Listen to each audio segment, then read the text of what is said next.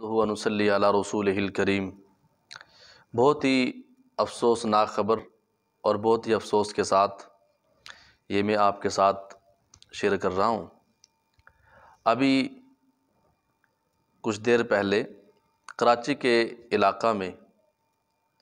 ایک مسجد کے مؤذن نے خودکشی کی، جس کا نام گلستان بتایا جاتا ہے، اور اسی مسجد کے اندر اس مؤذن کو 30 سال خدمت کرتے بیت گئے، لیکن اس کی خودکشی کرنے کا، یہ پھانسی لینے کا کیا مقصد، کون سی وجہ بنی، ابھی ہم آپ کے سامنے شیئر کرتے ہیں آپ سے۔ اس کی مین وجہ یہ بنی کہ جو انتظامیہ تھی، مسجد کے صدر تھے اور جو کمیٹی تھی مسجد کی، تو انہوں نے ان کو کچھ تنگ کیا، اور ابھی اس کی اتنی عمر ہو چکی تھی کہ 60 سال، کہ ابھی اگر وہ وہاں سے چھوڑ کے بھی جاتا تو اس کے لیے ایک بہت بڑا دھچکا تھا۔ اور اس نے جب یہ بات سنی کہ مجھے جواب دے دیا گیا ہے، یہاں سے مجھے نکال دیا گیا ہے، فارغ کر دیا گیا ہے، اور پھر اسے یہ کہا گیا کہ بھئی آج آپ یہاں سے فارغ ہو اور رات آپ کو یہاں ٹھہرنے کی اجازت نہیں، جہاں اس نے 30 سال خدمت کی ہے، 30 سال گزارے ہیں۔ اور بڑی عجیب بات ہے کہ جہاں ہم بیٹھ کے مشورہ کرتے ہیں اعمال کا، فضائل اعمال کا اور گشت کا اور دیگر ساتھیوں کو ملنے کا، وہیں اسی پاک جگہ پہ بیٹھ کر اس پاک کام کے اندر ہم ناپاک اپنے عزائم اور ارادوں کو شامل کر دیتے ہیں۔ پاک جگہ ہے، مسجد کے اندر بیٹھ کے ہم مشورہ کرتے ہیں، جی ہمارا مشورہ ہوا جی، کیا مشورہ ہوا جی؟ مشورہ یہ ہوا جی امام صاحب کو فارغ کر دیا جائے۔ وجہ کیا ہے جی؟ بس کوئی وجہ نہیں۔ اگر کوئی وجہ بن بھی جائے، وجہ کیا بنتی ہے جی؟ وجہ یہ بنتی ہے کہ جی میرے مزاج کے مطابق امام صاحب کام نہیں کر رہے، میری طبیعت کے مطابق امام صاحب کام نہیں کر رہے۔ اور اکثر مساجد کے اندر یہی رولا ہے اور یہی رکاوٹیں ہیں کہ جہاں امام صاحب کھل کے اپنے دین کا کام نہیں کر سکتے، اور اگر امام صاحب کمیٹی والوں کی، صدر کی یا دیگر جو اراکین ہیں ان کی پوجا کرتے رہیں اور جناب ان کی چاپلوسی کرتے رہیں تو کام سب ٹھیک ہے۔ اور جب امام صاحب وہاں پہ مقرر ہوتے ہیں تو اس وقت ہم سارے کمیٹی والے بھی امام صاحب کو اتنا احترام عزت دیتے ہیں، یوں سمجھتے ہیں کہ جیسے جنید بغدادی سے بڑھ کر کوئی ان کے پاس بزرگ آ گیا۔ اور جب نکالنے کی باری آتی ہے تو وہی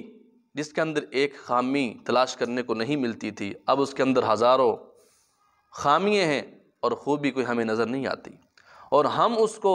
جب نکالنے کی باری کرتے ہیں، نکالنے کی باری آتی ہے تو ہم اس کو یزید سے بھی اعلیٰ کو درجہ ہے، ہم وہ دے کے وہاں سے اس کو فارغ کرتے ہیں۔ بہت ہی دکھ اور افسوس کی بات ہے، اور میں آپ کو یہ نہیں کہوں گا کہ بھئی آپ میرے چینل کو سبسکرائب کرو یا میرے چینل کو شیئر کرو یا لائک کرو۔ میں یہی آپ سے درخواست کروں گا کہ آپ اس ویڈیو کے نیچے یہ میری گفتگو سن کے آپ اس پہ تبصرہ لازمی کیجئے، کیا